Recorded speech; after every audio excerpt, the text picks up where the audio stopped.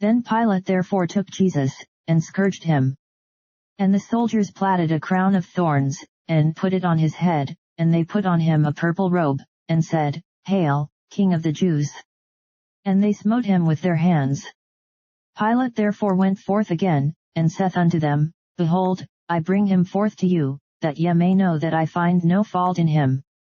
Then came Jesus forth, wearing the crown of thorns, and the purple robe. And Pilate saith unto them, Behold the man. When the chief priests therefore and officers saw him, they cried out, saying, Crucify him, crucify him. Pilate saith unto them, Take ye him, and crucify him, for I find no fault in him. The Jews answered him, We have a law, and by our law he ought to die, because he made himself the Son of God. When Pilate therefore heard that saying, he was the more afraid, and went again into the judgment hall, and saith unto Jesus, Whence art thou? But Jesus gave him no answer. Then saith Pilate unto him, Speakest thou not unto me? Knowest thou not that I have power to crucify thee, and have power to release thee? Jesus answered, Thou couldst have no power at all against me, except it were given thee from above, therefore he that delivered me unto thee hath a greater sin. And from thenceforth Pilate sought to release him, but the Jews cried out, saying, If thou let this man go, thou art not Caesar's friend, whosoever maketh himself a king speaketh against Caesar. When Pilate therefore heard that saying, he brought Jesus forth, and sat down in the judgment seat in a place that is called the pavement, but in the Hebrew, Gabbatha. And it was the preparation of the Passover, and about the 6th hour, and he saith unto the Jews, Behold your king. But they cried out, Away with him, crucify him. Pilate saith unto them, Shall I crucify your king? The chief priests answered, We have no king but Caesar. Then delivered he him therefore unto them to be crucified.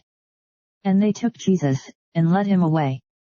And he bearing his cross went forth into a place called the place of a skull, which is called in the Hebrew Golgotha, where they crucified him, and two other with him, on either side one, and Jesus in the midst. And Pilate wrote a title, and put it on the cross. And the writing was, Jesus of Nazareth the King of the Jews. This title then read many of the Jews, for the place where Jesus was crucified was nigh to the city, and it was written in Hebrew, and Greek, and Latin. Then said the chief priests of the Jews to Pilate, Write not, the King of the Jews, but that he said, I am King of the Jews. Pilate answered, What I have written I have written. Then the soldiers, when they had crucified Jesus, took his garments, and made 4 parts, to every soldier a part, and also his coat, now the coat was without seam, woven from the top throughout. They said therefore among themselves, Let us not rend it, but cast lots for it, whose it shall be, that the scripture might be fulfilled, which saith, They parted my raiment among them, and for my vesture they did cast lots. These things therefore the soldiers did. Now there stood by the cross of Jesus his mother, and his mother's sister, Mary the wife of Cleophas, and Mary Magdalene. When Jesus therefore saw his mother, and the disciple standing by, whom he loved, he saith unto his mother, Woman, behold thy son. Then saith he to the disciple, Behold thy mother. And from that hour that disciple took her unto his own home. After this, Jesus knowing that all things were now accomplished, that the scripture might be fulfilled, saith, I thirst. Now there was set a vessel full of vinegar, and they filled a sponge with vinegar, and put it upon hyssop, and put it to his mouth. When Jesus therefore had received the vinegar, he said, It is finished, and he bowed his head, and gave up the ghost.